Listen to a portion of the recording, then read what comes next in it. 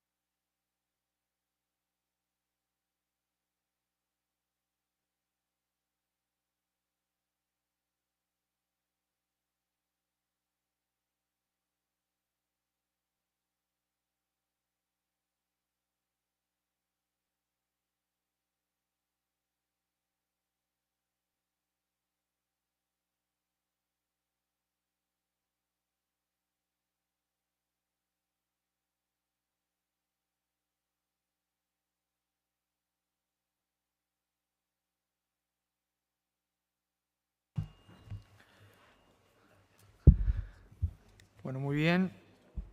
Vamos a dar entonces. All right, so let's get started with this morning's session. Good morning. Warm greetings, distinguished permanent representatives. Also, greetings to the Executive Secretary for Integral Development,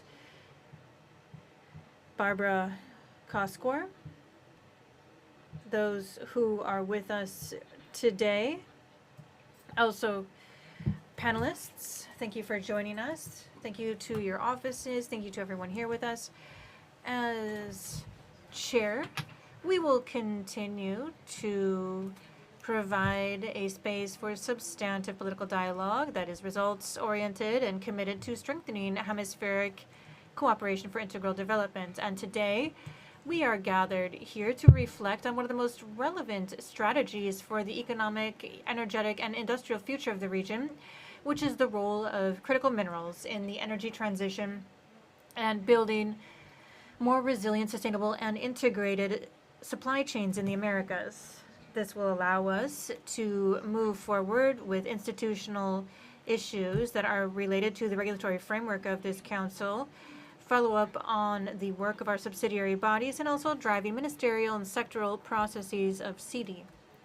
With that in mind, I hereby declare the session open, and we will move on to considering and adopting the draft order of business, which is CD/OD-171/26 Rev 1. No hay objeciones. I see no objections, and so it is therefore approved.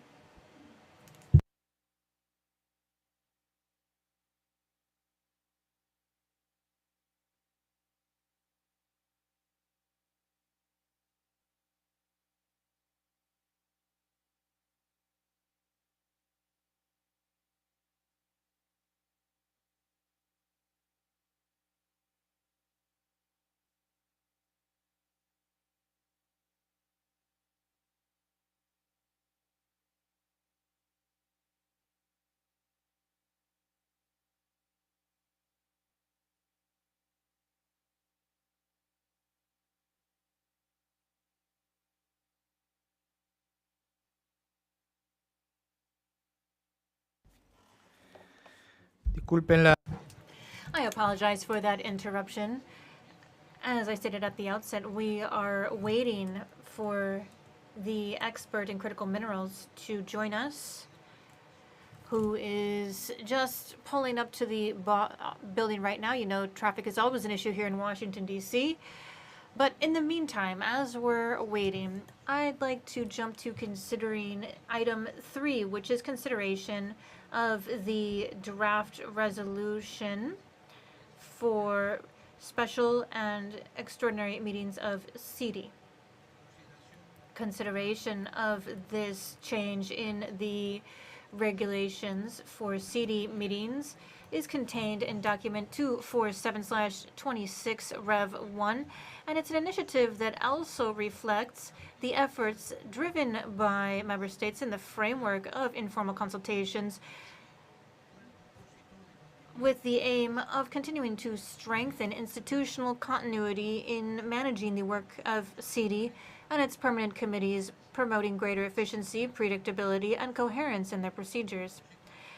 The draft follow-up on mandates adopted by the GA in the area of institutional strengthening in CD and modernizing its mechanisms. I'd like to give special recognition for the work carried out by the Committee on Solidarity, Cooperation, Policies in considering and negotiating this initiative. With that in mind, I'm delighted to give the floor to the chair of the Committee for Solidarity, Cooperation for Development Policy, Ambassador Ana Idalia Castellanos, the representative from the Dominican Republic, to present the corresponding report. Please go ahead, Ambassador. Thank you, Chair. Good morning. I'm honored to present on behalf of the Committee for Solidarity, Cooperation for Development the draft resolution modification of the rules of procedure for regular and extraordinary meetings of CD. That's contained in document CD/CPD/Doc 247/26 Rev 1. This initiative stems from the results of work conducted in the framework of the consultation mechanism, which was carried out informally to strengthen CD. And this was held in October of 2025 under the chairmanship of Mexico, with the mandate to draft recommendations aimed at continuing to drive institutional strengthening in this council. As part of that process, the final report of the mechanism was presented to the Policy Committee on March 17th, 2026. Then, the Commission considered this proposal at 3 formal meetings, which were held on the 31st of March, 7th of April, and 27th of April, as well as an informal meeting carried out on the 3rd of April. I'd like to share with all of you that following a constructive dialogue process and consultation between the delegations, the text reached consensus in the framework of one of the meetings of the Commission, which was held on the 27th of April, 2026. And the text presented today seeks to strengthen institutional continuity as well as efficiency and predictability in the work of CD. And it plans to do this through specific changes to the rules of procedure linked between, among others, of processes for a transition between chairmanships, modes of meeting, timeframes for circulating documents, as well as looking at ongoing conditions. Thank you very much to all of the delegations for your constructive spirit and all of your contributions throughout this process. Thank you very much, Chair. Thank you very much, Ambassador Castellanos, for presenting this report to the Commission. Pursuant to Article 75 of the Rules of Procedure for the regular and special meetings of CD and Article 30 of the Statute of CD, this Council shall now consider and adopt the amendments to its Rules of Procedure. Therefore, we submit for consideration by the delegations the draft resolution contained in document CD/CPD/Doc CPD/Doc 247/26 Rev 1 for consideration by the delegations. Si no hay observaciones, entonces lo consideramos. I see no request for the floor. It is hereby adopted. Pasamos entonces ahora a Now moving to consideration of item 4 in the order of business, which is related to the report of activities of the Commission for Migration Affairs. One moment, please.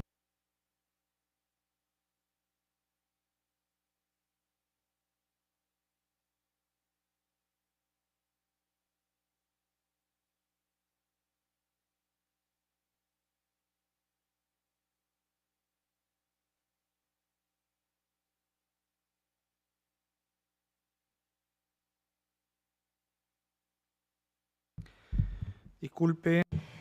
I apologize. The next item requires the presence of Ambassador Delgado, the chair of the CAM, and so we will also just hold tight a few minutes until she arrives, and so we will now jump to item 5 on the order of business, which is related to the Executive Board of the Inter-American Agency for Integral Development. And so we will receive a presentation related to the costs of the external audit of the Cooperation for Development Fund pursuant to the decisions adopted by the Executive Board of the IAID and reflected in document 150/26 Rev 1 Core 1.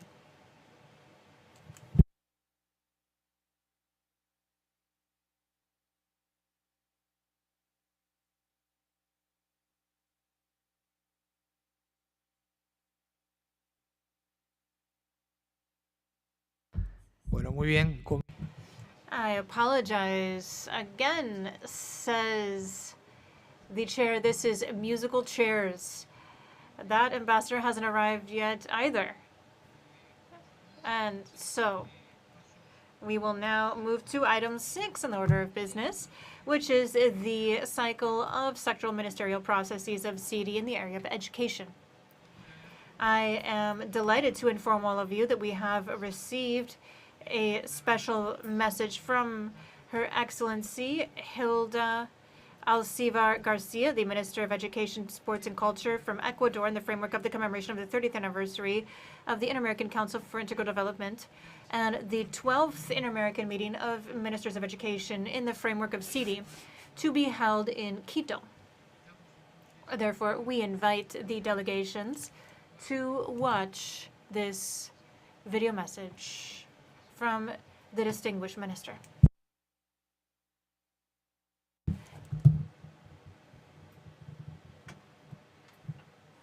Ecuador ratified its commitment to international cooperation and sustainable development as a country. During our chairmanship of the Inter-American Commission on Culture, we drove development of the creative economy as an axis for development, promoting regional dialogue and strengthening cultural diplomacy.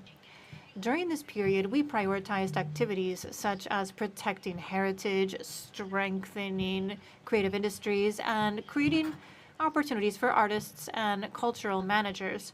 Today, Ecuador is leading the Inter-American Commission on Education, from where we promote resilient educational systems that are inclusive and high quality, with an emphasis on digital literacy, educational reactivation, and training for the future. With this backdrop, we convened member states to the 12th meeting of ministers and high-level authorities of education to be held on July 21st and 22nd in Quito as a key space for strengthening our regional educational agenda.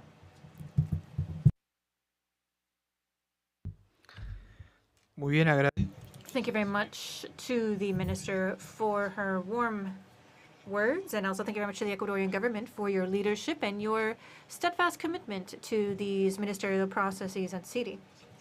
And now we'll move on to the establishment of the order of precedence for the 12th Inter-American Meeting of Ministers of Education. And pursuant to Article 14 of the Rules of Procedure for sectoral specialized meetings at the ministerial level, The order of precedence of delegations for each ministerial will be established by seating in alphabetical order in Spanish, starting with the selection of the first country. And so we will now pull the name out of a hat to determine the order of precedence of the delegations of member states and permanent observers for that ministerial meeting.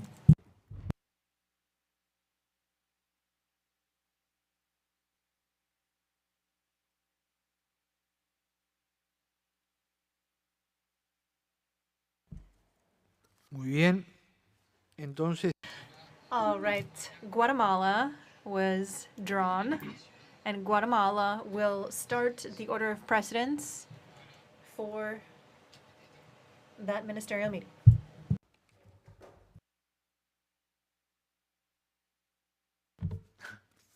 no sé si lo ven, pero dice Guatemala. I don't know if you see it, but it says Guatemala. It's just like FIFA, the draw. Guatemala goes first. Y ahora vamos con los observadores. And now we'll draw the observer states. Bueno. Georgia, the Republic of Georgia. Georgia will start.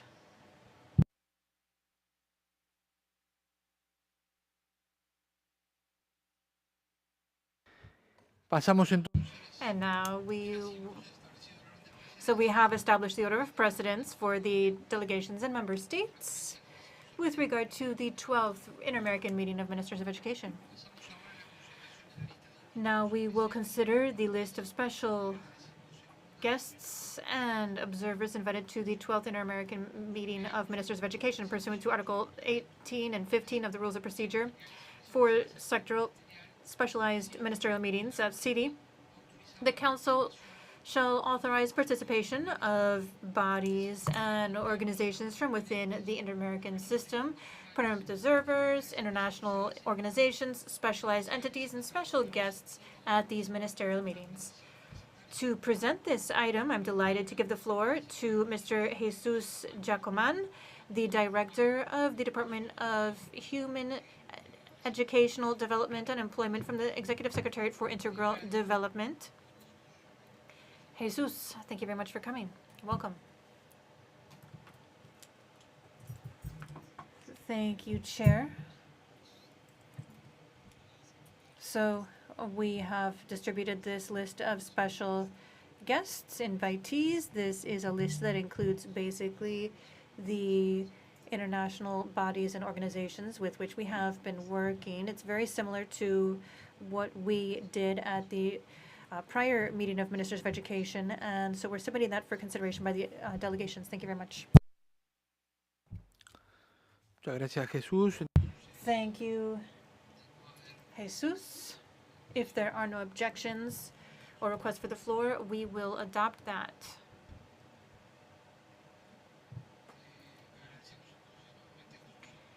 And thank you very much, Jesus, for that presentation. We submit for consideration also the list of guests.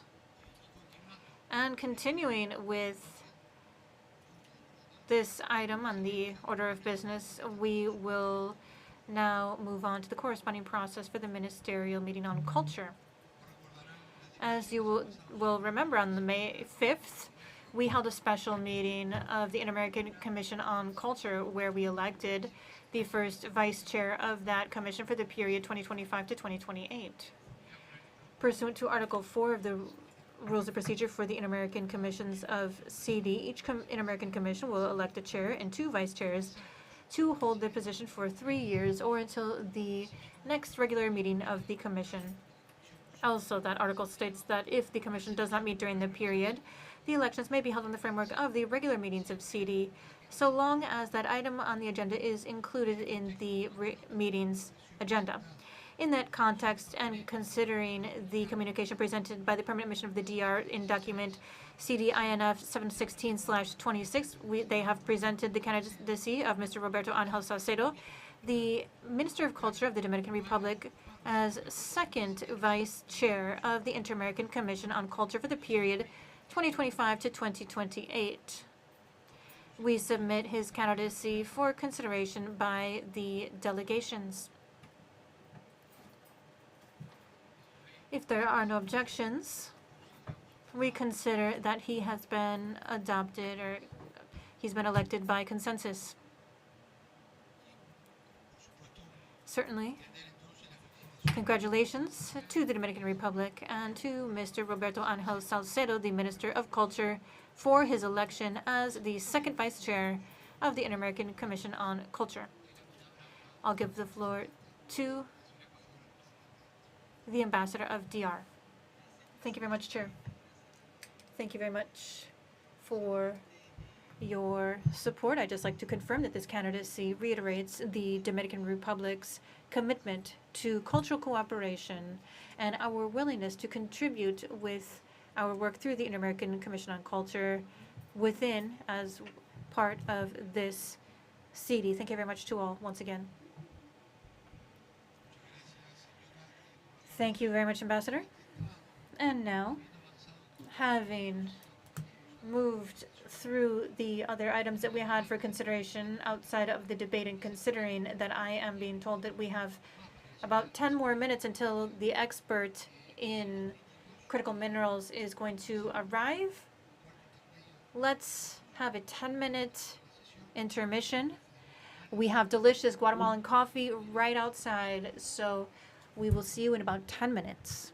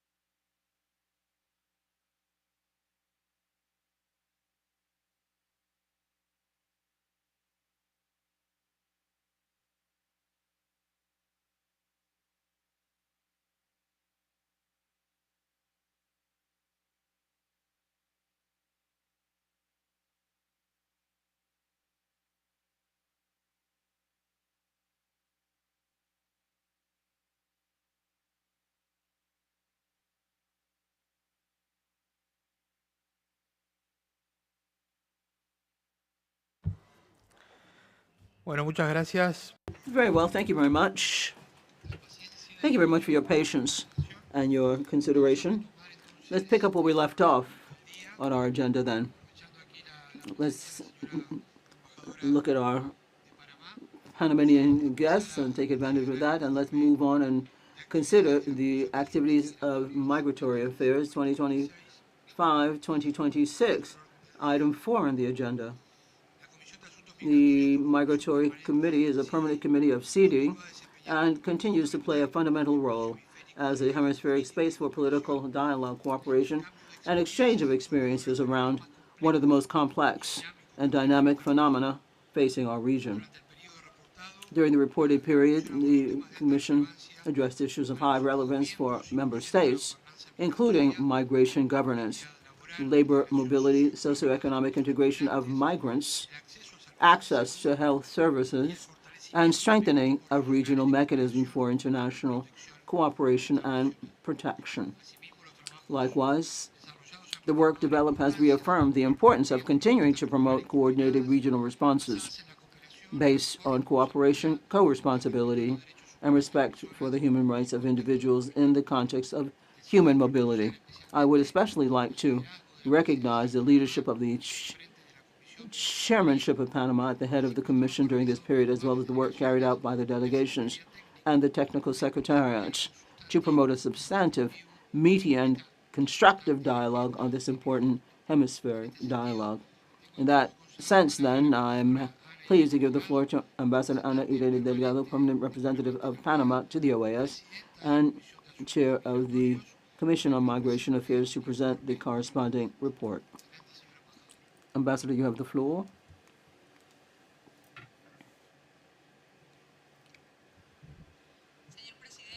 Mr. Chairman, ladies and gentlemen, representatives, permanent representatives and alternates, delegates, I'm very honored to address this very distinguished group as chair of the Migratory Affairs, a leadership that the Republic of Panama exercised for the very first time around. And I'm really very pleased to give you the report on corresponding activities for 2025 to 2026. I would begin by underscoring, Mr. Chairman, that the work plan adopted by the committee in December 2025 tallied with a hemispheric context which was characterized by deep-seated transformations in the migratory phenomena of our region.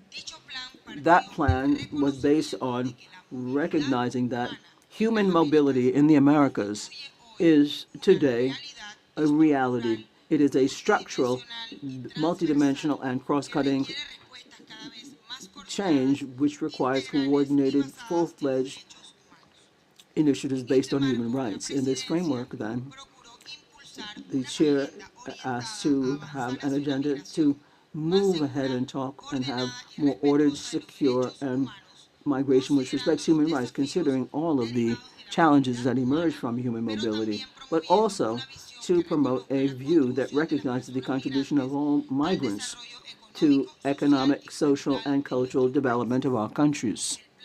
The work plan prioritized strengthening regional cooperation and exchange of best practices and a coordination amongst the various mechanisms and processes linked to migratory governance and international protection.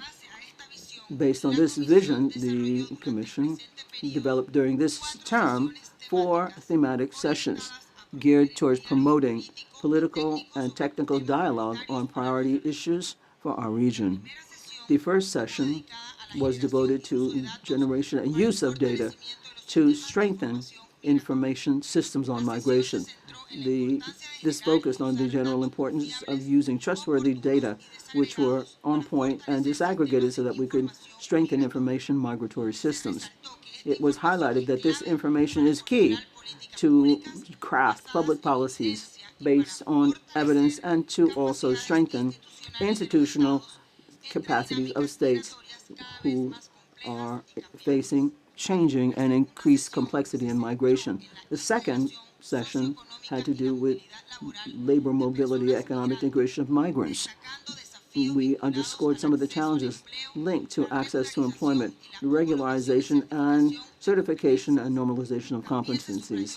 We also underscored the positive contribution of migrants to the economies, the welcoming economies, and the need for public policies that promote inclusion, reduce vulnerabilities, and strengthen labor mobility mechanisms which are ordered, safe, and regularized. The third thematic session was focused on access of peoples in the context of human mobility to health services and prevention of illnesses or diseases, looking at administrative, linguistic, cultural barriers that limit their care. We also underscored the need to strengthen health, regional health, safety, looking at intercultural focus with a gender approach, differentiated approaches, especially for women, children, and other populations that live in conditions of vulnerability, with a view to having more inclusive and sustainable health responses. And then finally, the fourth thematic session led us to having a dialogue on various mechanisms and processes that have to do with human mobility and international protection, including the Regional Conference on Migration, CRM, South American Conference on Migration, CFM, the Quito process, the Regional Framework for Protection, MIS, and the Cartagena process plus 40. During this session, people looked at the challenges and opportunities to strengthen coordination, complementarity, and coordination amongst these regional spaces with a view to promoting more integrated, sustainable, and consistent initiatives given the current migratory flows in the Americas. And it was underscored that there had to be shared but differentiated responsibilities to avoid duplication and consolidate regional synergies when it comes to migratory governance and international protection. Mr. Chairman, dear colleagues, the Chair deems that the activities carried out during this term will contribute to consolidate the Migratory Affairs Committee as a hemispheric relevant space for political dialogue, technical exchange, and promotion of regional responses that are coordinated across the board in the face of the current migratory flows. With a view to the future, the CAM is looking at very important opportunities to institutionally strengthen things and have more impact within the inter-American arena. And in particular, it is a priority to continue to consolidate follow-up mechanisms and results, as well as recommendations that come from these sessions, so that the political and technical dialogue is gradually looking at cooperation measures. And in this context, it is very important to adopt operative sustainability when it comes to the development of the activity. We have to have the necessary adequate resources and strengthen CAM's capacity to have a robust, dynamic, and larger scope agenda that is germane when it comes to migration in the hemisphere. I would like to express my deepest thanks to all delegation of member states for the very active participation and very valuable contributions during this term, as well as the vice chair of the committee under Colombia, the technical secretariat, and the Department of Access to Rights and Integral Development Department for their permanent ongoing support and commitment to the work of this committee. The migratory dynamic will continue to represent one of the main challenges and at the same time one of the greatest opportunities for our region. That is why we will continue to need a space like this committee to strengthen the hemispheric dialogue. Hopefully, Mr. Chairman, in the future, this committee will have meetings where people come in person. We know that there is a monetary gap, but hopefully we can evaluate that and have presence here, as I said in the preparatory meeting that we had, and hopefully this can be valued for the next chairmanship. We are going to need opportunities like this to strengthen dialogue, to build a consensus, and to move towards migratory governance, which is more humane in nature, cooperative, and focused on the dignity of all people. Thank you very much, Mr. Chairman. Thank you very much, Ambassador, not only for the report, but for your leadership exercise at this very relevant and crucial topic for the region. It is precisely a few days ago, in the context of a host of different meetings that, as the chair, we have had with the leadership of all the committees, that we, as I said, had a meeting, and the idea of going back to the format where people come in presence is more than welcome. So for consideration and comments with regards to the report then that we heard from the ambassador, I should like to give all of you the floor if anybody would like to make a comment. De lo contrario, si no tenemos... If there are no requests for the floors, then we will take due note of the report presented by the chair of the CAM. And thank you very much. And we'll move on to the next item on the order of business. Bien, debido al cuarto intermedio hicimos... So during that break, we made several changes to the order of business, and so we will receive an additional report on the executive board for CD, and then we will close the session out with the panel just so we don't have to jump around anymore. So we will now receive the presentation on the cost of the external audit for the Cooperation Fund for Development adopted by the Executive Board of the IAID, which was AICD JDDE 150/26. And as you all know, the Fund for Cooperation for Development is one of the main cooperation and instruments of the OAS aimed at supporting initiatives and projects for integral development in member states. Against that backdrop, the appropriate financial and administrative supervision of the fund is very important for transparency, accountability, and appropriate use of resources for hemispheric cooperation. As noted in the report on decisions of the Executive Board, the member states held exchanges on associated costs to the external audit of the fund and the need to continue examining these topics in the framework of the future work of the board. With that in mind, I'd like to give the floor to the chair of the Executive Board of the Inter-American Agency for Cooperation and Development, Ambassador Chet Namor, the permanent representative of the Bahamas. Ambassador, I give you the floor. Good morning, all. Good morning, Chair. Good morning, members of the dais. On behalf of the Management Board of the IACD, I wish to inform the Council that at a meeting of the Board, which was convened on March 23, 2026, the Board approved the payment of the external audit costs for the Development Cooperation Fund, the DCF, for fiscal year 2025 in the amount of $24,554, pursuant to the request for payment which was submitted by the Secretariat for Administration and Finance and circulated under document AICD/JD-INF 126/26. As you're aware, Article 10D of the statutes of the DCF, under the provisions relating to other resources for the Partnership for Development, provides that the resources of the fund may finance extraordinary appropriations expressly authorized by the IACD for activities or situations not foreseen in the programming of partnerships for development activities. During the Board's deliberations, member states raised questions regarding external audit costs, particularly with respect to their frequency and the underlying rationale for charging such costs to the DCF. As such, in my capacity as the chair, I had proposed that the Board give further consideration to the issues raised by member states at a future meeting in order to allow extended discussions.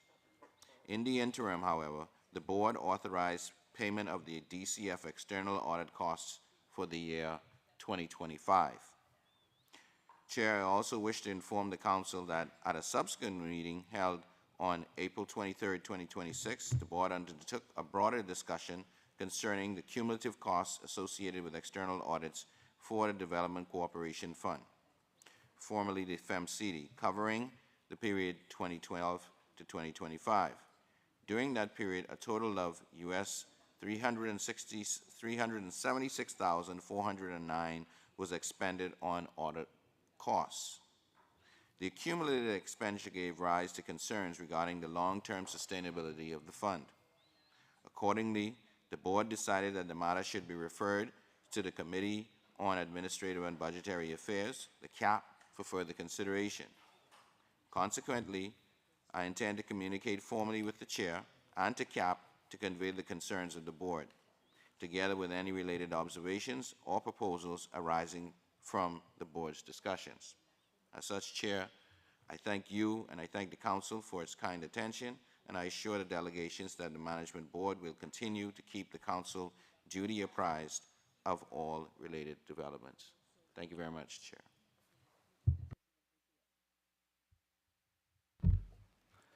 Bueno, muchas gracias.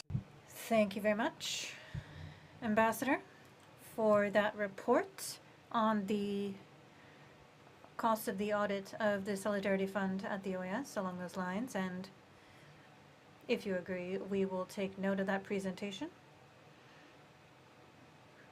and conclude the topics that we had pending so that we can go back to the main panel. So thank you very much for your patience, everyone. Welcome.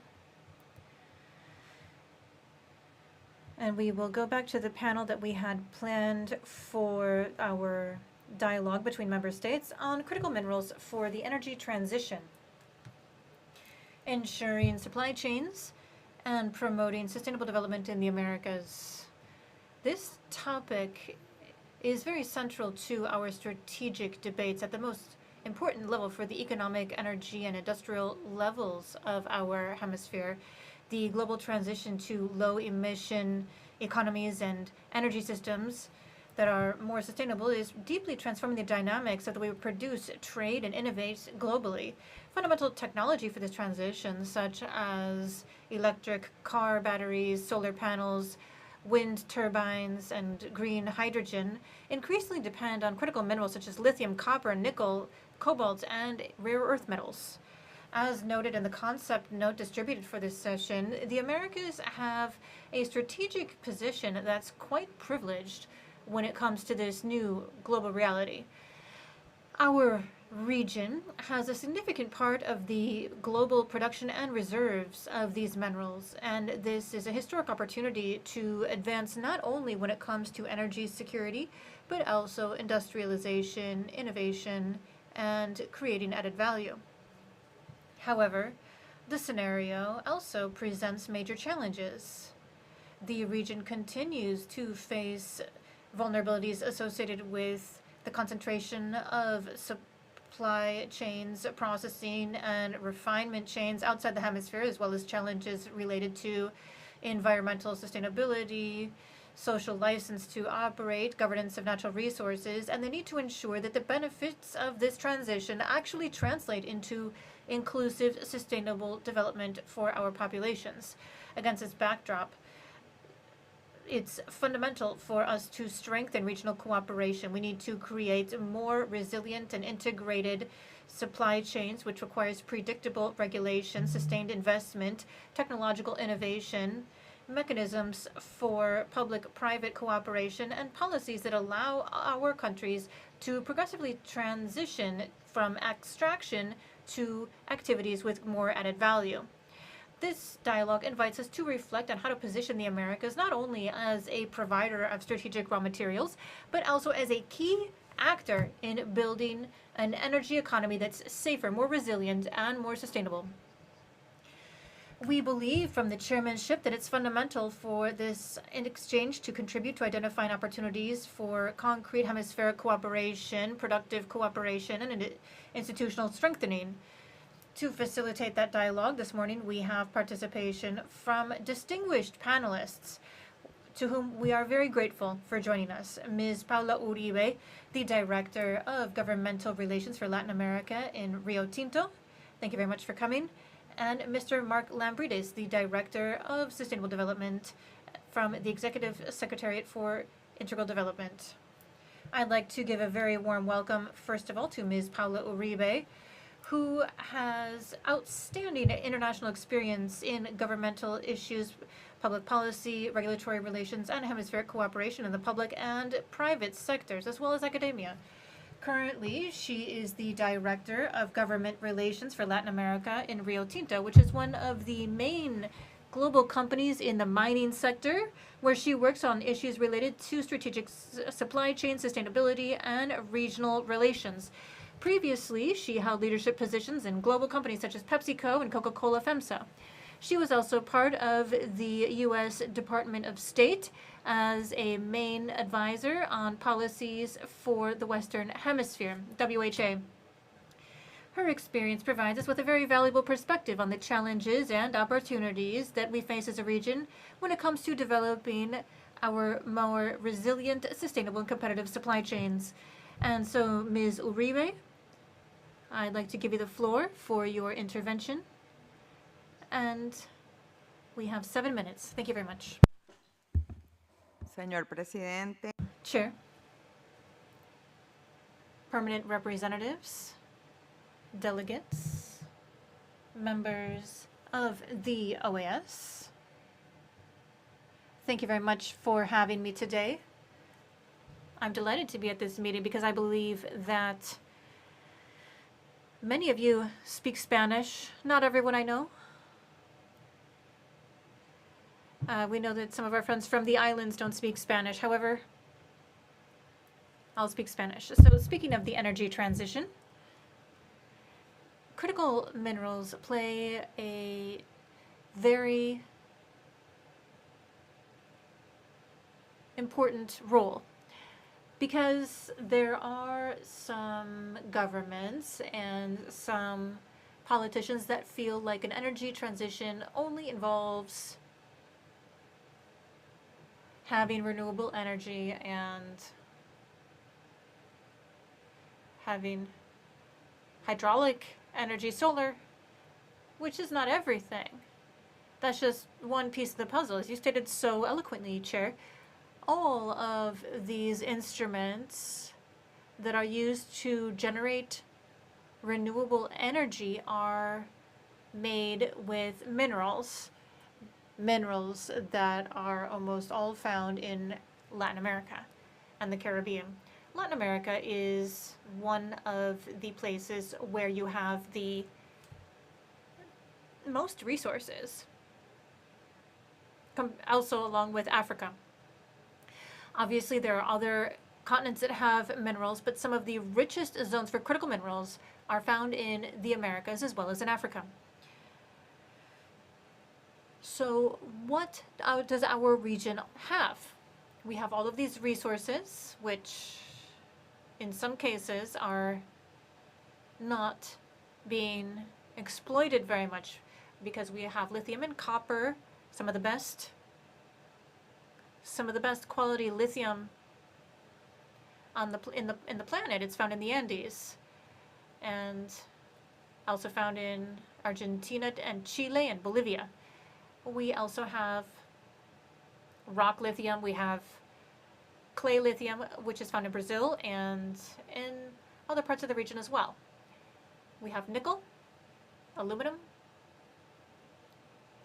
many different regional, whatever you want. Copper, for example.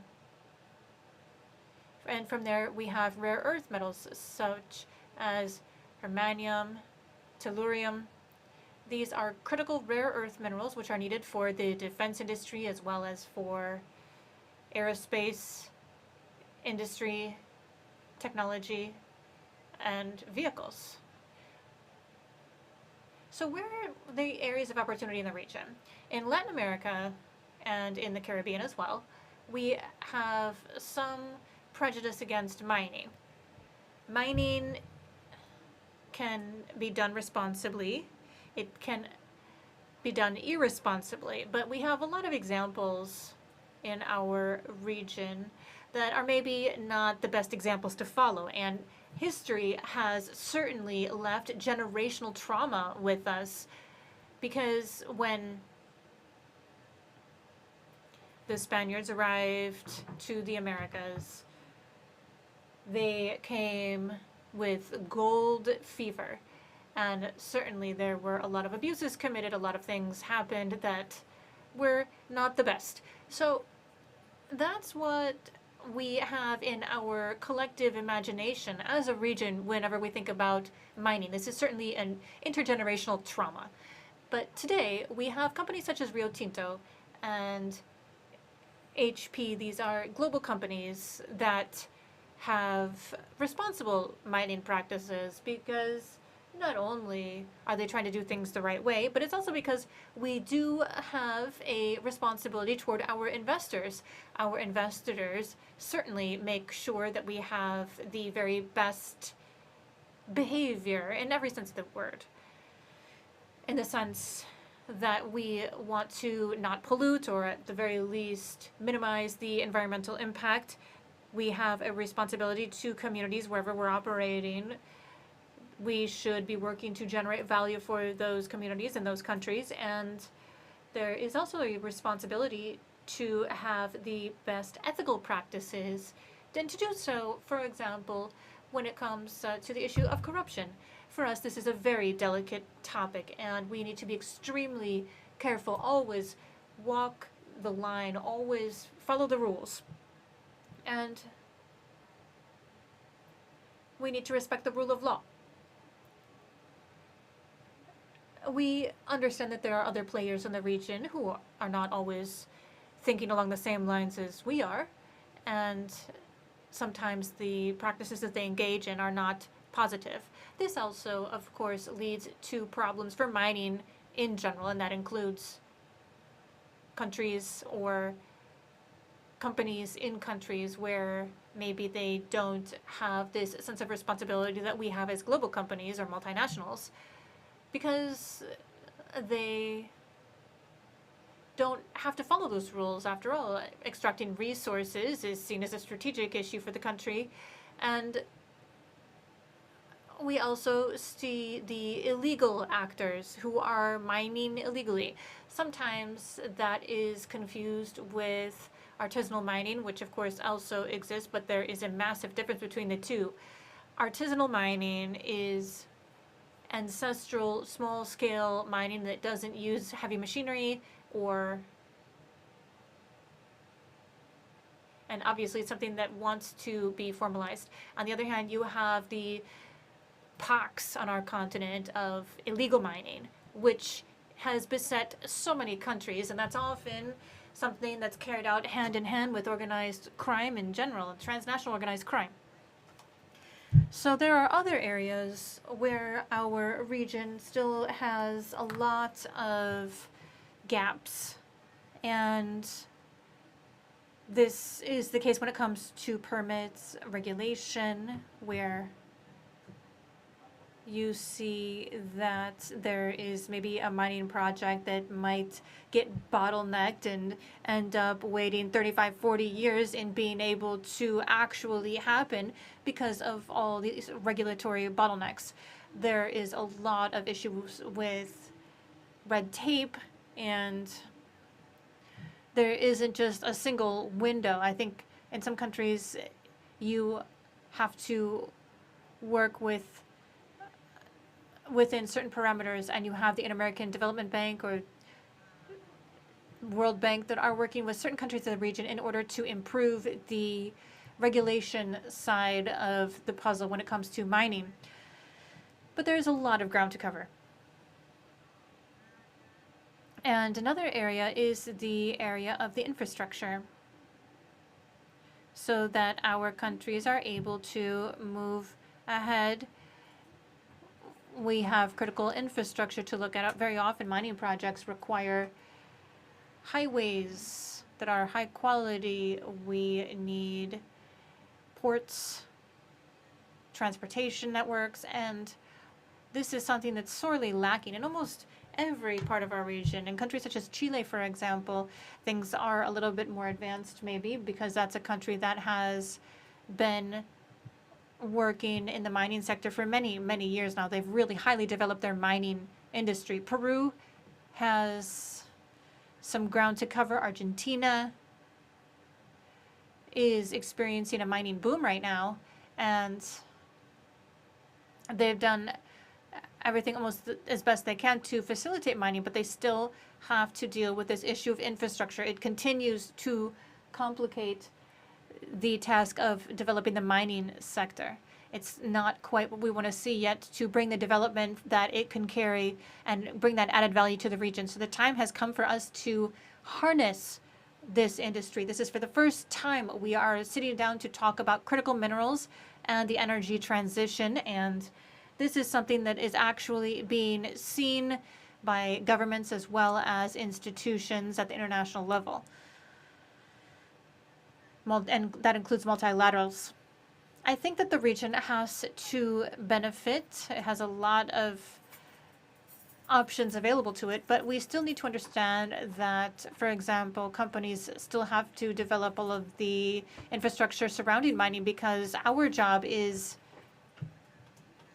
getting the minerals out of the ground and building mines, not building highways and ports and managing a toll booth, things like that. I think that this is an issue that goes quite far beyond mining companies. This is a topic that falls on governments as well as the private sector, not just mining companies, but the entire infrastructure. And the idea of bringing this development to our region would allow us to really build a region that's developing. So we just have 7 minutes for the intervention, and then we have some other speakers as well. So just please wrap up. Okay, I'll be very quick. So the issue of processing and building hydroelectric plants, of building refineries, things like that. All of this is a very complicated topic. It's not easy. It's high cost. It has a high energy use. And, for example, competing with China is a titanic task, because in China, they have a lot of government incentives in place. They have a lot of subsidies that are extremely high, so that the government is actually producing at a loss. And that's not going to be the case in Latin America and the Caribbean, at least not in our private sector. So I think that when it comes to building this production chain that we want, and something that serves everyone, and certainly, of course, everybody wants to industrialize the region, I think that we really need to think about incentives and how exactly we can make ourselves competitive in order to compete with what they're doing over there. Thank you very much, Paula, for that intervention, which has addressed many of the topics that were contained in the concept note that we had distributed. So now I'll give the floor to Mr. Mark Lambrides, who is known right here at the OAS because of all of his efforts when it comes to energy at the hemispheric level and his regional work, building spaces for dialogue on sustainable development. Please go ahead, Mr. Lambrides. Much, Ambassador, Chairman, distinguished delegates, fellow panelists and colleagues. It's a pleasure to have this opportunity to talk to you today on this really important topic. I want to take just a moment to thank the ambassador and his team from the permanent mission of Uruguay to the OAS for the hard work and really thoughtful organization of the CD sessions for this past semester. You will recall that we have really walked together a series of interventions and presentations from experts and others around the topic of energy security, really thinking about how do we strengthen our collaboration, the overall security of our energy systems in the Americas, and noting, including the excellent remarks from our expert presenter from Rio Tinto, the issue of access to critical minerals. And critical minerals in many ways are those elements that bring all of this together to make possible the modern and secure energy systems on which we all depend. I would throw in the mix oil and gas and coal and other minerals, maybe not classified officially as critical minerals, but all these minerals, the mining that is required to bring these to surface and to access consumers through power and transportation systems is essential for our system. So thank you, President, for the excellent coordination as we start to wrap up this semester of session. So on the topic of critical minerals, I'll note that Latin America and the Caribbean, we really see a contradiction between the vast wealth of the natural resources that we possess and the economic benefits derived from these resources. And really the numbers speak for themselves. Our region accounts for over 40% of global copper production, over 60% of lithium resources, and an astounding 90% of the world's neobium, alongside major shares of nickel, bauxite, and other rare earth elements, as our previous speakers mentioned. Yet despite this extraordinary geological endowment, we don't always control the full value chain. Nearly 70% of mineral refining and 80% of battery manufacturing happens outside of the Americas. So we're experiencing or extracting the raw wealth, but leaving behind significant economic value for foreign shares. And this structural imbalance is really deepening the critical gaps in our internal information governance. Among member states, national geological archives remain completely analog, incomplete, and often non-understandable. And this lack of good data creates uncertainty that binds us to our own subsurface potential and severely distorts the risk assessments. And where formal governance is blind, illicit economies aggressively fill in this vacuum. Today, illegal mining networks have degraded more than 37,000 hectares in the Amazon basin alone. In fact, 2/3 of the municipalities surveyed across the Amazon region are now directly impacted by the illegal mineral economy. And because of the lack of robust institutionalized traceability, these illicit flows easily infiltrate our legitimate transport corridors and our export terminals and other international refineries. And this is no longer just a localized environmental or criminal issue. It represents a direct threat to the market credibility of our entire region's clean energy and otherwise energy supply chain. And we can't solve these systematic cross-border challenges using old world isolated methods. We really need to address the cross-border challenges that, according to these methods, it's critical to recognize that preparing our region for the global market requires a toolkit that goes beyond the political infrastructure or capital accumulation. While international financial institutions such as the IDB, the World Bank, the IMF, and others provide vital capital and essential project-specific financing, their support is inherently tied to loans, financial conditions, and national debt and financial debt. The OAS, at the OAS, next slide please, our mandate allows us to bring all member states to the table to discover common areas of commonality, align sovereign interests, and build the fundamental foundation governance for true regional integration. This is a space that the financial institutions cannot provide because our focus is entirely on consensus building, regional dialogue, and shared regulatory frameworks, completely unburdened by the financial debt question. By anchoring our efforts in governance rather than financial liability, we can support many member states with a regional dialogue that establishes stable, harmonized frameworks and ultimately reduces the financial and borrowing pressures on our governments. The core philosophy of the OAS hemispheric agenda approach is that preparing the region for a global market requires us to move entirely beyond simply building the physical infrastructure. And so to achieve concrete market readiness, the Department of Sustainable Development is proposing efforts into 4 critical categories of support.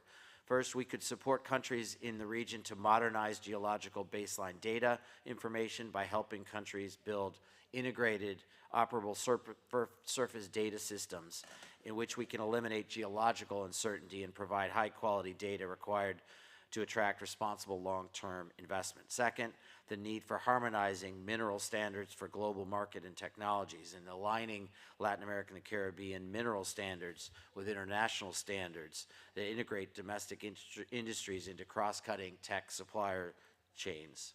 Third, support the development and implementation of a strict traceability and financial oversight system to insulate our economies from criminal networks and guarantee global buyers that our clean energy minerals are completely verified, legal, and credible. Finally, we are advocating a transparent and predictable regulation system. This means streamlining permitting frameworks and fortifying governance to dramatically enhance our region's competitiveness and protecting our environmental and social standards. Distinguished delegates, no single nation can build a secure, independent supply chain in isolation. We have the possibility to anchor this comprehensive agenda at the OAS as we can transition from a fragmented landscape of mines into a coherent, transparent, and strategically indispensable global partner in the energy transition. We stand fully ready to walk this path with you and turn our geological wealth into a durable and sustainable development. Thank you, Mr. Chair. Thank you very much. Now let's open up the floor for questions or comments to the panelists by the distinguished delegations. Argentina has the floor. Thank you very much, Mr. Chairman. I'm going to make a comment on this topic after, but I just wanted to ask a question to the panelists, to whom I'd like to express my gratitude for the content and all of the input that we've heard today. I was just thinking about the presentation from Paulo Uribe on a topic, a question which is very ticklish in our countries. It has to do with illegal mining and the other issue concerning that at the same time, we have a huge opportunity. There's a momentum right now in the global context where the Americas have possibilities to play strategically and in a very important way.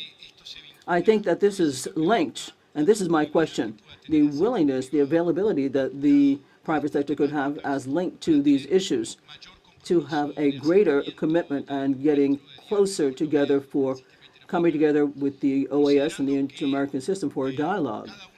Considering that each and every one of our countries has its own concept of sovereignty and each and every one of our countries has legislative mechanisms which are of their own that have to be respected. But at the same time, there is a host of different good practices, there's a host of knowledge. There are a lot of different elements and components that are necessary to share, because otherwise probably we'll lose the opportunity which our region can have. So I'd like to know, what is the availability? How does the private sector think about this, their availability to have a closer relationship, a more cooperative, closer relationship with the Inter-American system? Please go ahead with your reply. Thank you very much, Ambassador. The private sector has always been willing to have a dialogue with the public sector, with the OAS, for example. And all of the mining companies that I know that operate in this region have always wanted to have a bigger relationship with organizations such as the OAS, such as the United Nations, and so on. And in many cases, now that we are the flavor of the day, we're the flavor of the day. So now people want to speak more to us. But previously, oftentimes, there was a bit of reticence by organizations to have a closer relationship with the mining sector. We are willing to work together because I believe that we understand what is needed to be able to develop business and to have global policies. For example, my colleague works in 35 countries in the world and has 153 years. They've been around for 153 years. We've understood, we have made mistakes, but we are patching them up now. 153 years of history, a lot can happen in that time. So we'd also like to work with the private sector, so that the private sector, I should say, we can work together, that is to say, and we can come up with a propitious environment for investment in mining. Mining investment. Well, there are two specific examples that I should like to share with you. In Africa, there is something which is being developed. It's called development corridors. And in these corridors, you've got more than one corridor, and this is where the infrastructure, which is being built, which will underpin big mining projects, and they also support communities which by and large live in very remote areas, very isolated areas that don't have access to be able to get their product out to market and sell them to the rest of the world and to be more integrated. And this has been something in mining, and it's something that we can replicate in this region. Thank you very much, Paula, for your transparency in the exchange. And we have to recognize that here we're talking about a learning curve in the history of our countries with regards to mining management and the link to the private sector. So,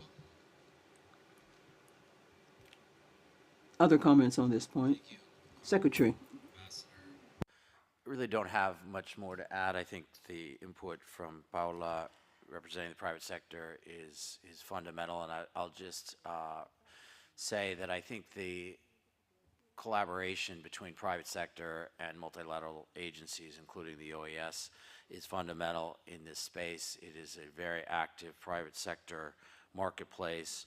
As I noted in my remarks, the lack of harmonized approaches in terms of policy and regulation oftentimes creates a gap, a void, which is easily filled by illegal entities, and therefore greater collaboration and harmonization of our approaches is a very important approach to minimize the amount of legal mining in this space. Obviously, then enforcement, physical enforcement in situ is essential, but without that first step of the right laws, regulations, and particularly common approaches throughout the hemisphere, I think that we're going to fall behind. And so therefore, I second the remarks by Ms. Uribe and add to it the commitment of the OAS and I'm sure other international organizations to work with member states in terms of developing the proper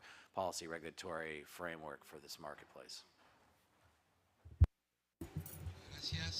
Thank you very much.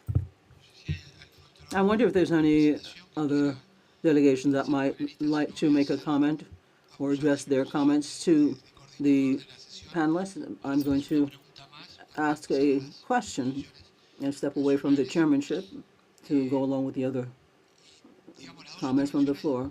Well, both comments have said that there are a host of different issues that revolve around the public sector and the private sector when it comes to the use and taking advantage or using these minerals and infrastructure, security, and regulatory issues, right? And Paula was saying, well, we cannot begin by manufacturing batteries because this is perhaps one of the more complicated steps. And so my question is, how can you order the priorities, given that the topic is on the table and it's a priority for everything that has already been mentioned?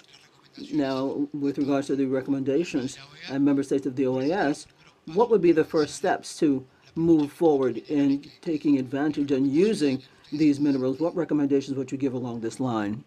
Paula? Thank you very much. Thank you very much, Mr. Chairman.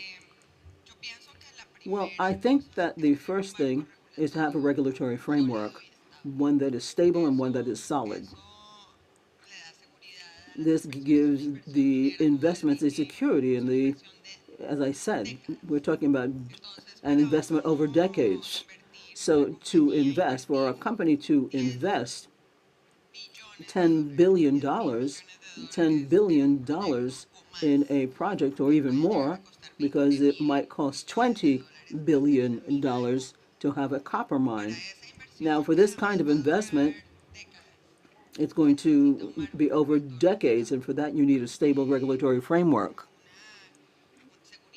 You need legal security, because you can't build a mine for this price and over all this time that it's going to take to one day jump up and say, oh, we're going to nationalize all of these mines now. And well, thanks. Thanks for your investment. Nice knowing you. That's critical. The other has to do with the issue of the infrastructure. As I said, that's the second thing, because to extract the minerals and to make them input from the mines, you need this infrastructure. And the infrastructure includes, for example, electric networks, which are going to be used if you build a smelting plant or a battery factory or vehicle battery factory. So it's in that order: legal security, regulatory frameworks, and then the part about the infrastructure. And then there we can start to think about generating an entire value chain around mining. Perfect. Thank you very much. Mark? Thank you, Mr. President.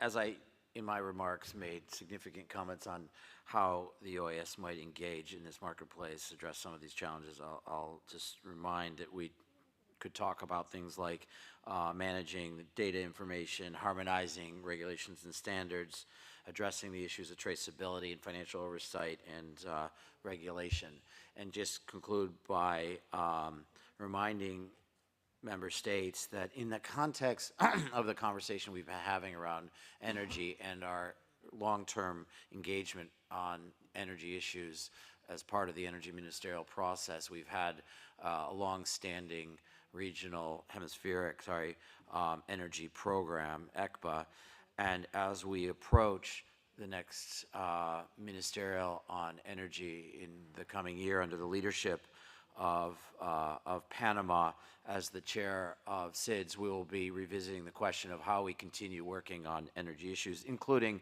this critical topic of security that we've been addressing over the last semester. And I would just urge member states to consider the importance of critical minerals in the context of security issues and potentially consider how you provide us with guidance on how we can support you in this space. It could be a very important element of the energy security conversation going forward, and invite member states to continue the dialogue amongst all of us around how we address some of those issues in terms of the hemispheric energy programming that flows through the energy ministerial process that we will be taking up over the next year. Thank you. Muchas gracias por Thank you very much for your comments and for answering the questions. Now I should like to open the floor to those countries who might like to make comments and present their own positions. Argentina has the floor. Thank you very much, Mr. Chairman. Argentina truly appreciates convening convening this meeting on critical minerals. And the topic really is a sectoral, technical one, and it became the main axis of geopolitics and economic development of our region. The energy transition worldwide and the advance in digital technologies have radically transformed the strategic value of resources that Latin America and the Caribbean have in abundance. Lithium, copper, nickel, cobalt, rare minerals are not just raw materials. These are the components on which the 21st century economy is being built and will continue to be built. For Argentina, this is of particular importance. Our country is one of the main world producers of lithium, with reserves that puts us amongst the countries with the greatest potential in the world. In 2025, Argentinian production of lithium reached historical levels, and imports of minerals went beyond 6 million, with growth of about 30% with regards to the previous year. And at the same time, we're developing a profile of copper, which at the end of this decade will allow Argentina to be consolidated as a relevant supplier of these strategic minerals. Our country has a federal role in terms of managing their natural resources. And this reality means we have to have public policies that combine development, local development, and predictability and articulation among the national state and the provinces and the private sector, and also academia and international partners. But Argentina does not think about its role only as a supplier of raw materials. Our hope is to promote mining, which has aggregate value and which is qualified and which develops the regional economies. So along this line, we would like to underscore three priorities that we feel should guide the hemispheric work done in this area. First, cooperation for development of regional value chains. The region has natural resources, scientific capacity, mining experience, consumer markets, financing, and global companies. Nonetheless, a lot of the processing, refining, and manufacturing of components is still concentrated outside of our region.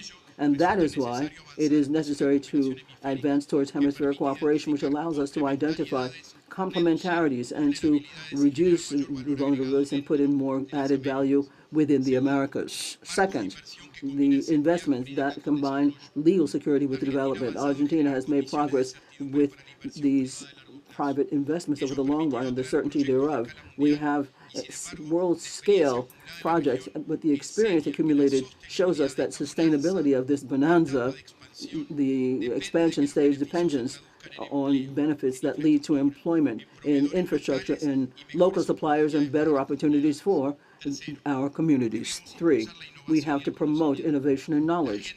The critical minerals agenda is not just about extraction, it includes research and development, processing technologies, traceability, efficiency in the use of resources, skilling human resources, and a coordination with technological centers and universities. Here, regional cooperation can contribute a lot through an exchange of good practices, training programs, and joint projects for research and public-private partnerships.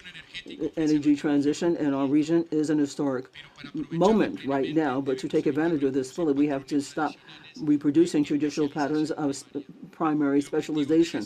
The objective should be moving to a more integrated value chain and those that are more competitive, which allows our countries not only to have the necessary resources for transitional or this transition, but also to equitably take advantage of this transformation. Thank you very much, Mr. Chairman. Thank you very much. Ambassador of the United States has the floor. Thank you. I'd just like to recognize our special guest and bring added attention to both the excitement and the tremendous importance of the conversation today.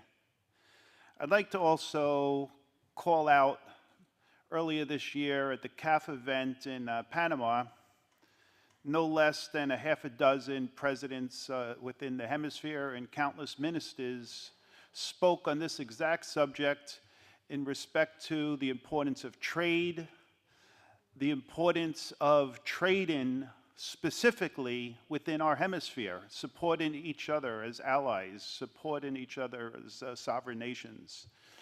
So today marks, I believe, the first day of what will be quite significant for this organization and for the benefit of the sovereign nations of our hemisphere, because we're starting down a path of formally recognizing and embracing what is long past due.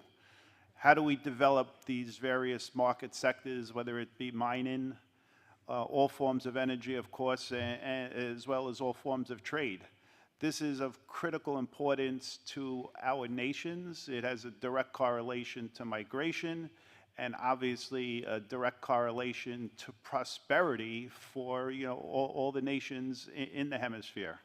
So I just want to give thanks and praise as of today's special guest and the embracement of this very important pathway that we're embarking upon. Thank you. Thank you very much. The mission of Canada has the floor. Thank you very much, Mr. Chairman. We would like to thank the panelists for their presentation for this very important topic. Critical minerals as well as energy itself and sources of energy represent an economic opportunity over the generations for our region.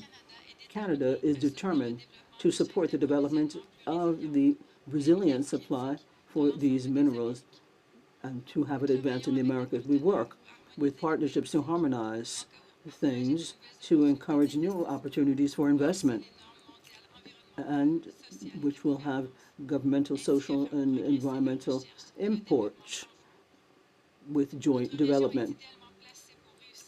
We are placed to succeed, considering that we take a look at these essential minerals through or moving into the net zero emission framework. And we think about a future which will be more than just processing resources, which will create value chains over the course of the process. Mr. Chair, in English. Producing and manufacturing nation, providing a strong foundation for collaboration on building sustainable and reliable mining industries, from extraction to manufacturing. Canada is investing to diversify and secure resilient, responsible mineral supply chains through bilateral and multilateral partnerships. We support mineral supply chains transparency, traceability, standards development, environmental protections, forced labor prevention, and responsible sourcing. In the Americas, we are strengthening cooperation with key partners such as Chile, Argentina, and Mexico, with a focus on investment, sustainability, and supply chain development. Canada is also actively engaged in hemispheric collaboration through the Conference of Mining Ministries of the Americas and encourage member states to leverage this platform to advance shared priorities. With Canada's support, the UN Economic Commission for Latin America and the Caribbean, ECLAC, is delivering a public sector skills development program for officials across the region, including an upcoming study tour to Canada with strong participation from mining ministries. Canada supports the diversification and resilience of global critical mineral supply chains through the World Bank implemented Resilient and Inclusive Supply Chain Enhancement, the RIS, partnership, as the second largest donor.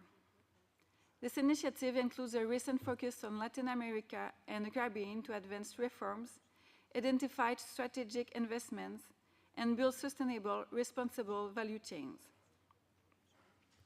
Domestically, Canada's critical mineral strategy is expanding production and processing of key critical minerals, safeguarding supply chains, and investing directly in projects to reduce risk, attract capital, and ensure secure, reliable value chains for defense, clean technologies, and industry.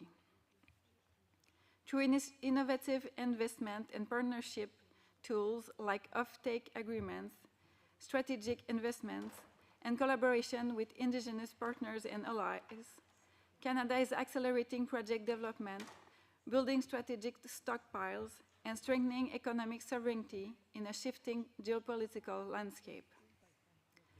Strong environmental, social, and governance, or ESG, standards are essential to ensure sustainable mining practices, build community trust, and support long-term stability.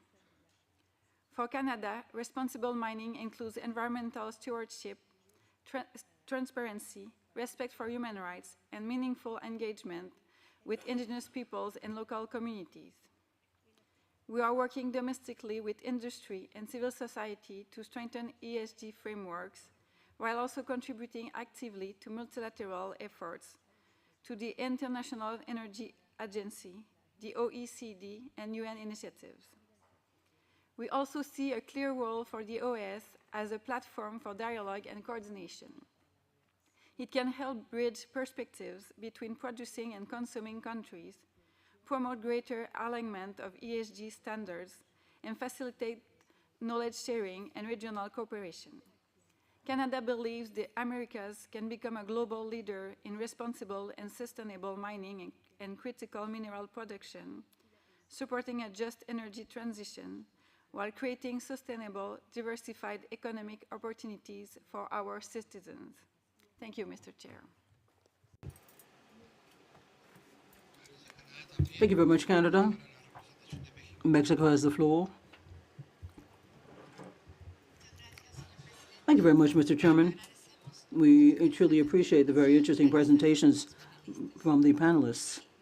And we would like to underscore that Mexico promotes its energy sovereignty with a deep-seated conviction to care for the environment and sustainability with a view to making progress in the transition towards clean, sustainable energy, which are inclusive in a responsible, fair way, particularly with a deep sense of social well-being. The report of the Secretary General of the United Nations on critical minerals for the energy transition of 2024, as well as other documents published by other organizations in the regional and international arenas, have underscored the relevance of these minerals as crucial components in many of the clean energy technologies and look at demand for 2030. Furthermore, they have said that it is necessary to have extraction and management which is equitable, that guarantees sustainable development in countries and local communities participate and are the most benefited. Mexico, the reform of mining law of 2023, referended and said that extractive mineral and existent substances industry should contribute to the equitable distribution of public wealth and guarantee the protection of the environment to move towards sustainable, well-balanced development and improve the well-being and livelihood of people.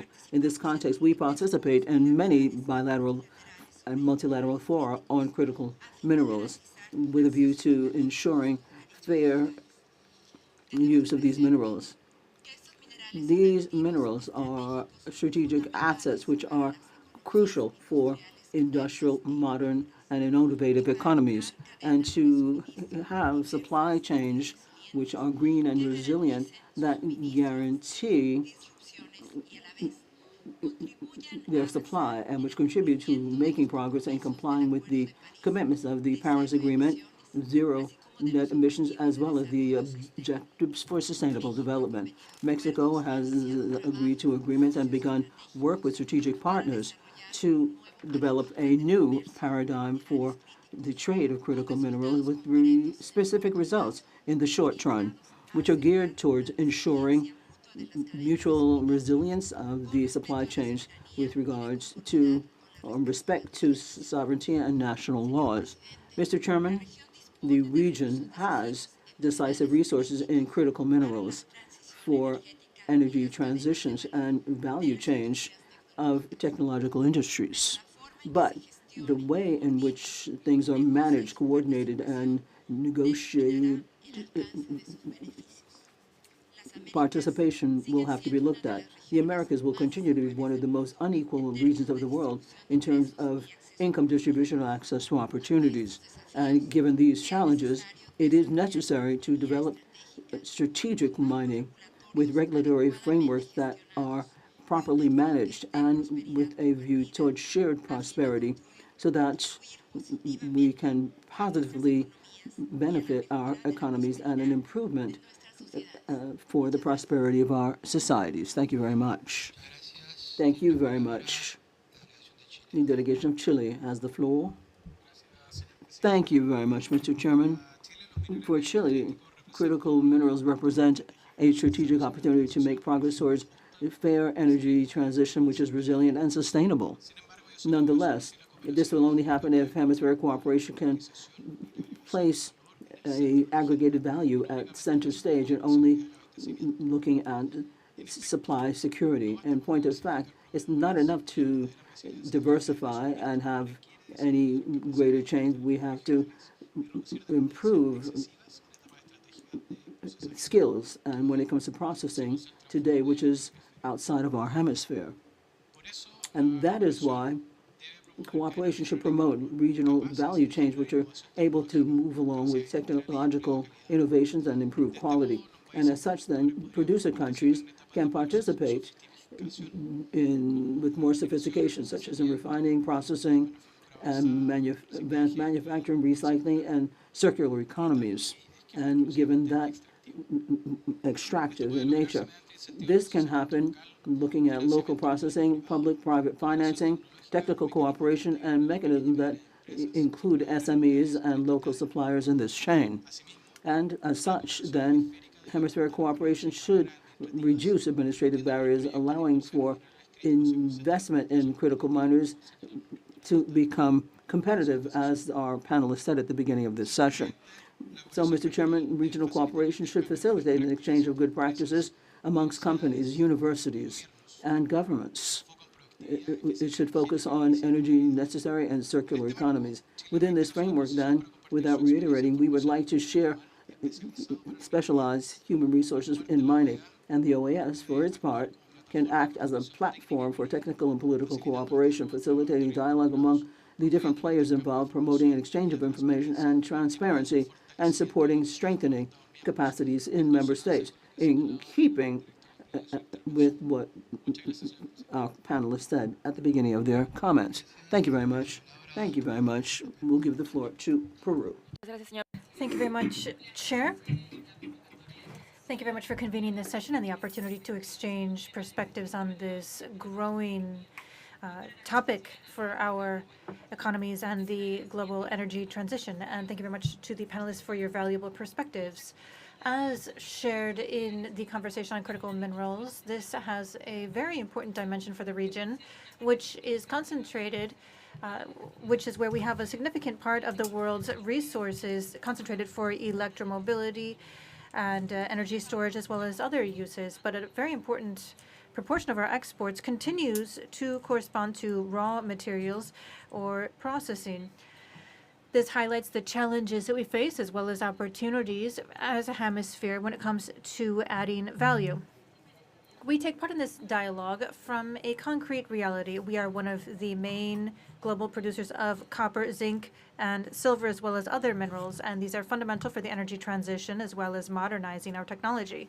At the same time, we continue to work to strengthen national capacities linked to processing, innovation, technological transfer, and developing more integrated value chains. Against this backdrop, we'd like to share just 3 reflections. First, we believe it's important to promote schemes for cooperation to allow us to progressively move toward greater added value, technological transfer, and sustainable development.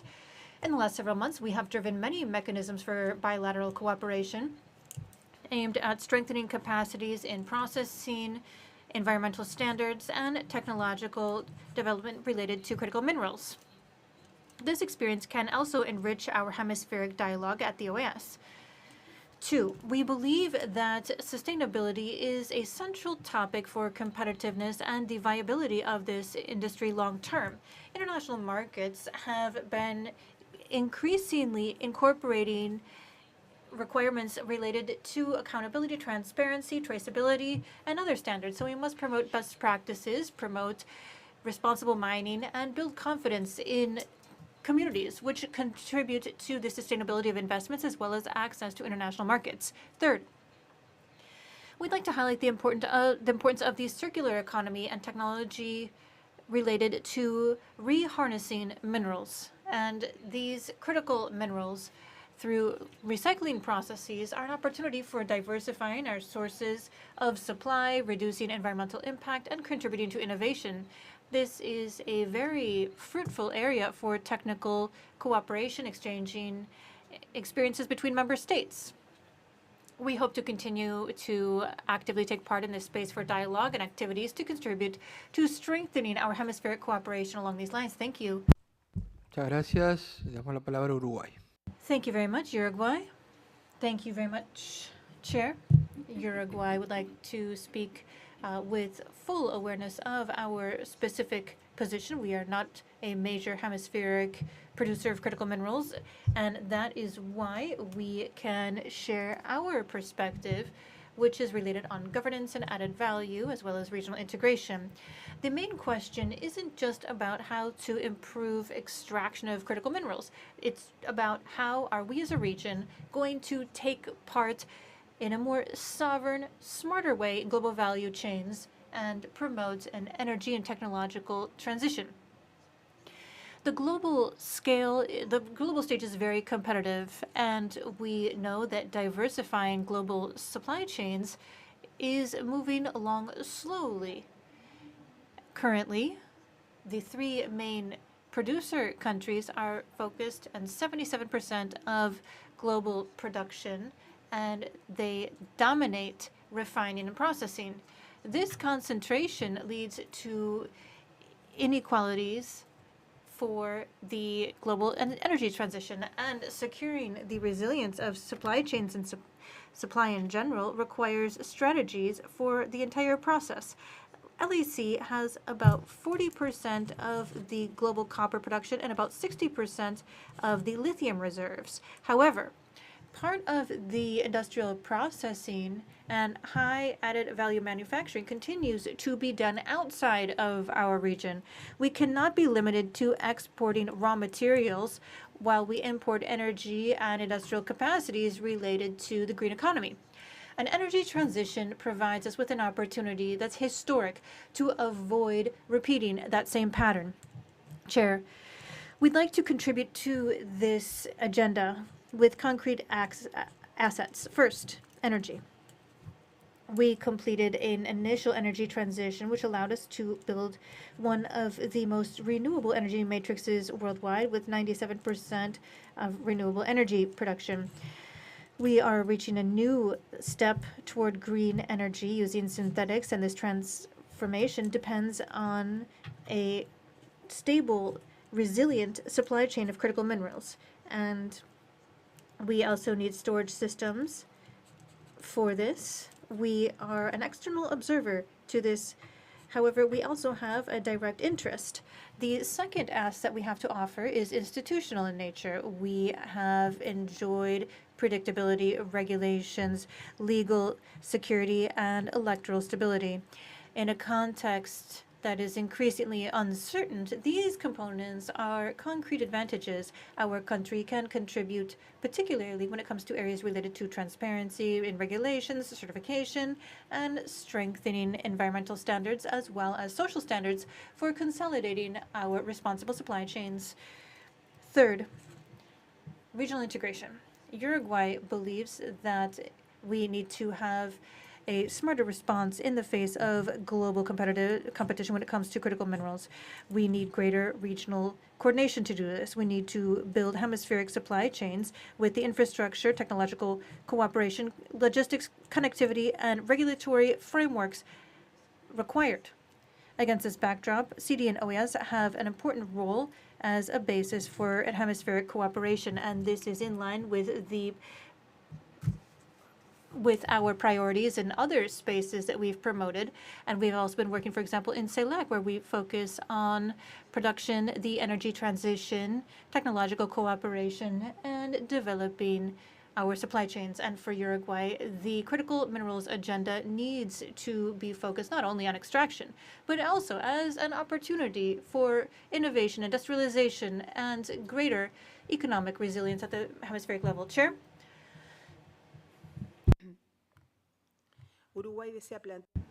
We have been working in concrete areas. It's necessary to create a hemispheric platform for technical cooperation within the framework of CD to share our capacities, best practices, experiences related to sustainability and mining, strengthening our institutions, among others. Secondly, we need to support regional traceability mechanisms and certification to allow us to identify minerals that have been produced under specific standards. We need to promote the systematization of strategic information on industrial capacities, value chains, and opportunities for production. Integrating our production is not something that happens spontaneously. It requires coordination and political will, as well as information. And finally, we would like to underscore that the energy transition at the global level is a great opportunity for LAC. It is also something that involves a lot of risk. If we do not ask with strategic vision, we will fall into a trap of dependency, exporting resources, while others are able to harness the value of this industry. We need to build regional capacities to allow us to combine economic development, sustainability, and greater economic autonomy. We are willing to work with CD and among all member states in order to transform this debate into concrete cooperation and tangible results for the hemisphere. Thank you very much. Muchas gracias. Thank you very much. Brazil, please. Thank you, Chair. Thank you. We recognize the importance of this topic proposed for this meeting, and we are very focused on sustainable development in Brazil. And Brazil has defined producing critical minerals as a strategy necessary to ensure balance, transparency, and fighting illegal industries and corruption, while also adding value in developing countries. We need to be financing responsibly, and these guidelines underpin our activities when it comes to critical minerals and the energy transition in Brazil, established by the Secretary General of the United Nations, which was drafted in 2024, 7 principles aimed at producing and trading these minerals. Brazil has been working on 3 areas for development: economically, environmentally, and socially. This is a vision that doesn't limit exploitation of these minerals, but rather focuses our vision. Chair, despite the great reserves that we have in the region, we face many challenges when it comes to refining and processing them. And so we need technological transfer, cooperation with countries that already have that technology in a context of growing need for reliable producers. We can work together as a hemisphere, and the central axis of the the energy transformation in the Americas can be focused on our local production chains, added value, and advancement in necessary sectors. Chair, mining activity goes beyond natural resources. It involves science, technology, innovation, the development of industry, and even national sovereignty. The OAS can strengthen critical minerals as an area for cooperation and developing capacities of our industry and technology together. Regional integration must be focused through the mineral transition in the producer countries themselves. And we need to look at the economic and social benefits and ensure that they are distributed in a balanced fashion, while also looking at the benefits of the mineral transformation, researching development, and making investment in infrastructure, energy, and logistics. Finally, Chair, with regard to the role of the OAS, Brazil believes it's fundamental that we avoid creating international structures and standards that might restrict the rights of countries to define the policies that would be most appropriate for their own reality and domestic markets. It's fundamental that we promote sharing best practices and recognition of specific technical tasks, as well as researching the best way forward. We must also share geological data and joint initiatives for technological advancements and training. Thank you very much. Thank you very much. Suriname. Thank you, Mr. Chair. For Suriname, the discussion on critical minerals is directly linked to broader questions of sustainable development, energy security, and economic diversification. As a resource-rich developing country with a long history in the extractive sector, Suriname recognizes both the opportunities and the challenges associated with the growing global demand for critical minerals needed for renewable energy technologies and digital infrastructure. Research has also pointed to the broader mineral potential of the Guyana Shield, including minerals relevant to the global energy transition. Mr. Chair, Suriname has made progress in expanding access to cleaner and more reliable energy, particularly in rural and hinterland communities. Through cooperation with the Inter-American Development Bank and regional partners, Suriname has advanced projects focused on rural electrification, solar mini-grids, transmission expansion, and reducing dependence on fossil fuels in the electricity sector. These initiatives have helped improve electricity access, including for indigenous and tribal communities in remote areas. At the same time, Suriname continues to face important challenges. Our country still depends significantly on fossil fuels for electricity generation and transport, while infrastructure and institutional constraints continue to affect the pace of the energy transition. In addition, the expansion of mining activities raises legitimate environmental and social concerns, including deforestation, water contamination, impacts on biodiversity, and the rights and livelihoods of indigenous and tribal communities. In this regard, Suriname believes that the development of critical minerals must be accompanied by strong governance, transparency, environmental safeguards, and meaningful community engagement. Our participation in the Extractive Industries Transparency Initiative reflects our community to strengthening accountability and responsible resource management. In closing, Mr. Chair, Suriname believes that critical minerals should serve not only as catalysts for the global energy transition, but also as an opportunity to build more sustainable, inclusive, and resilient societies across the Americas. I thank you, Mr. Chair. Muchas gracias. Thank you very much. To conclude, I'll give the floor to Jamaica. Thank you very much, Mr. Chair. Distinguished Chair, esteemed panelists, let me begin by thanking the presenters for the very insightful presentations that they made this morning. On behalf of the delegation of Jamaica, I extend sincere appreciation to the Organization of American States for convening this important discussion on collaboration in minerals and the development of energy partnerships across our hemisphere. For small island developing states such as Jamaica, the pursuit of sustainable economic growth and energy security remains deeply intertwined with our resilience to external shocks.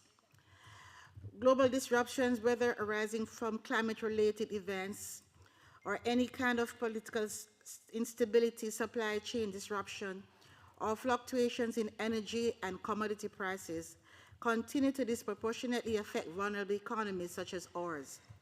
Despite these challenges, Jamaica remains steadfast in its commitment to advancing strategic economic partnerships, fostering innovation and strengthening cooperation with both the private sector and our regional and international partners.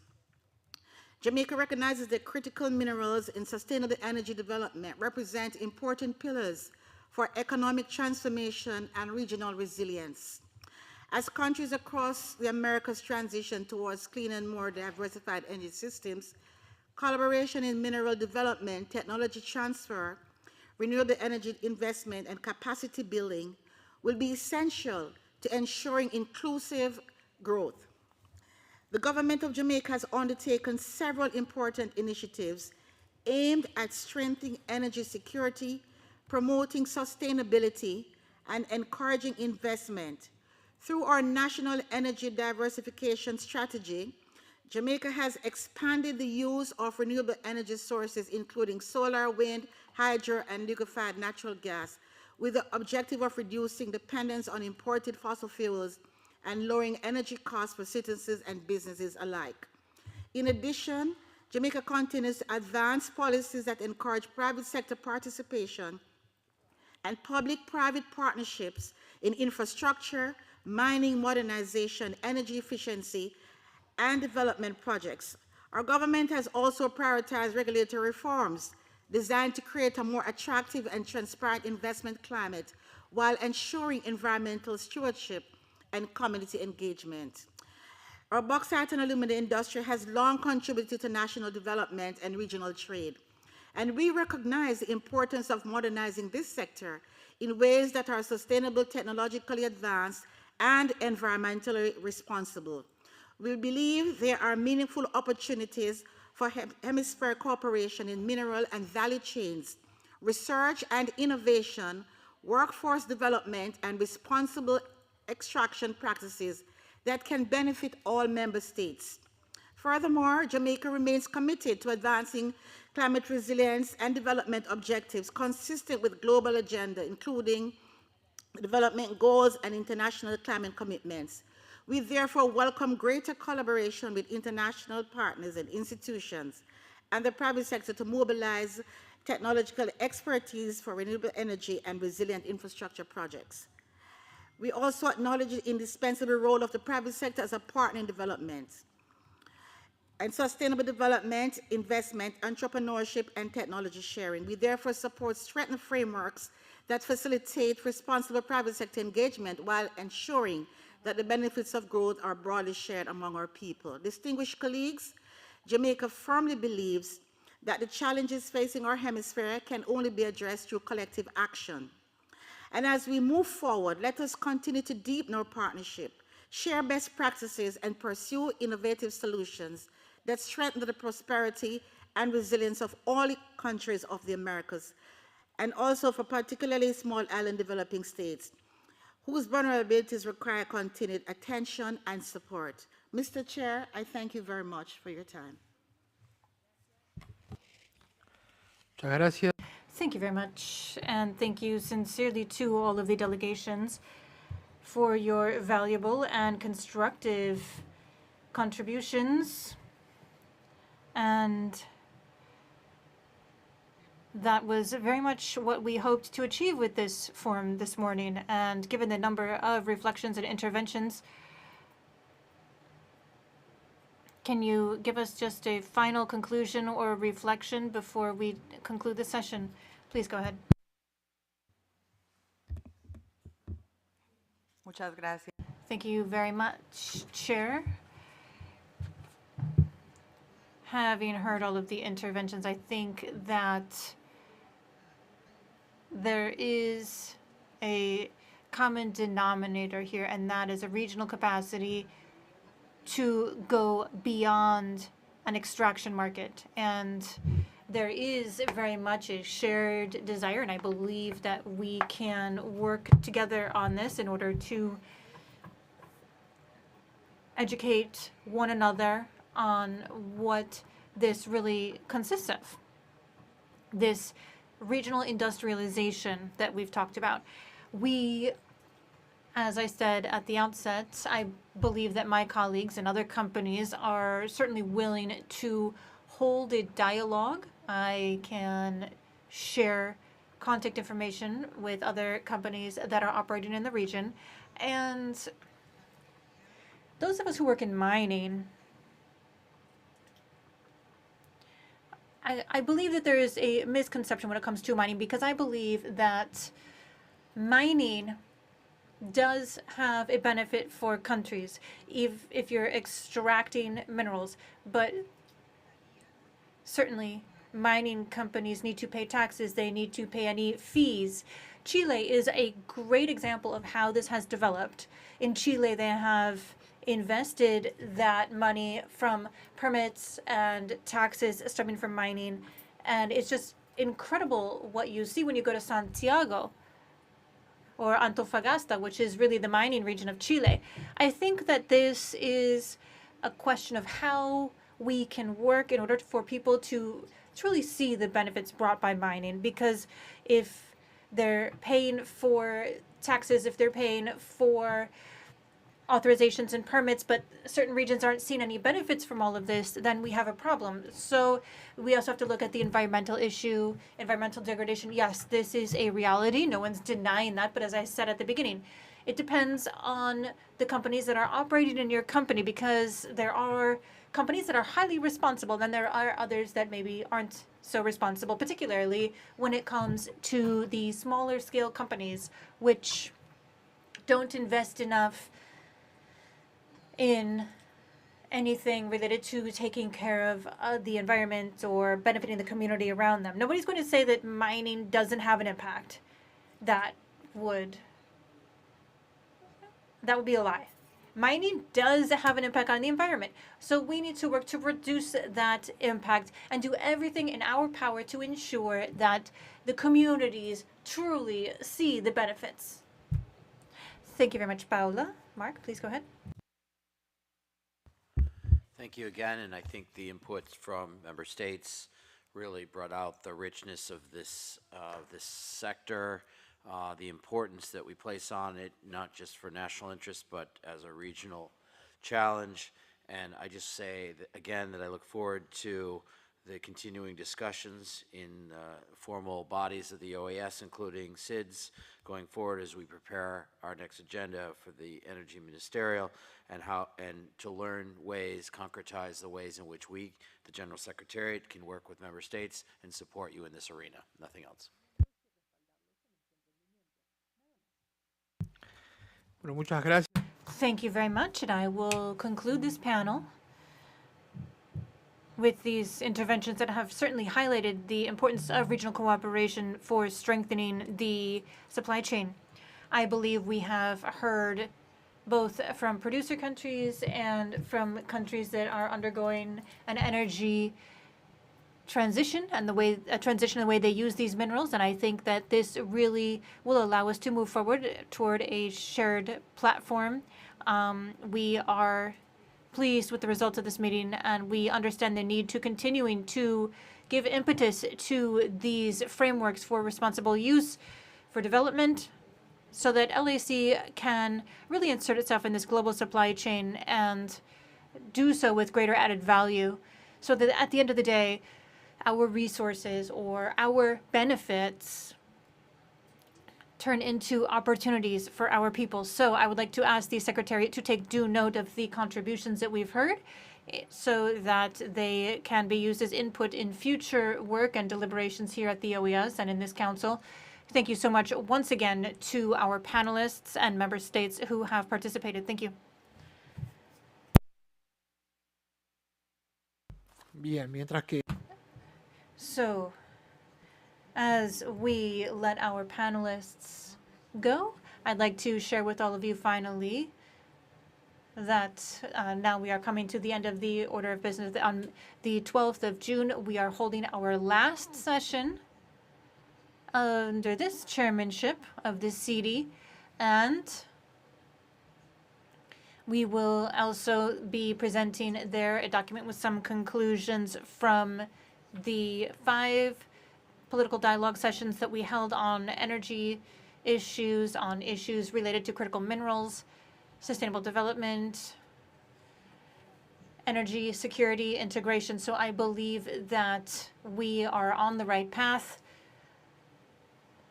and we are speaking with Haiti to address the specific issue of improving the electric system in that country, as well as the situation in general there. And therefore, we will be distributing that concept note and the order of business for that session very soon. We are, I believe that the date had been the 16th of June, but because it's so close to the GA, we are actually looking at whether we could hold that on the 12th of June. And so we will keep you informed. Finally, I'd like to give the floor to the delegations that would like to speak about any other item of business, just to share anything informational with the rest of CD. tiene la palabra. The Ambassador of the United States is recognized. Thank you. My delegation would like to remind everyone of the event taking place tomorrow with much excitement. May 27th, 3 o'clock to 6:30 in the Hall of the Americas, the U.S. OAS Energy Forum, Advancing Energy Security and Economic Integration in the Americas. This event will bring together U.S. energy industry and representatives from member states from the Organization of American States to address critical priority for hemispheric prosperity, regional energy integration. We look forward to the participation from all member states and expect a fruitful exchange that will further strengthen our region. We have an estimate already of in excess of 150 confirmed attendees for tomorrow, and actually it may even exceed 175 with some confirmations that are to follow. So it's a very exciting opportunity for OAS to be the shepherd of this important and critical component to our hemisphere. So I just want to say thank you again and looking forward to tomorrow's event.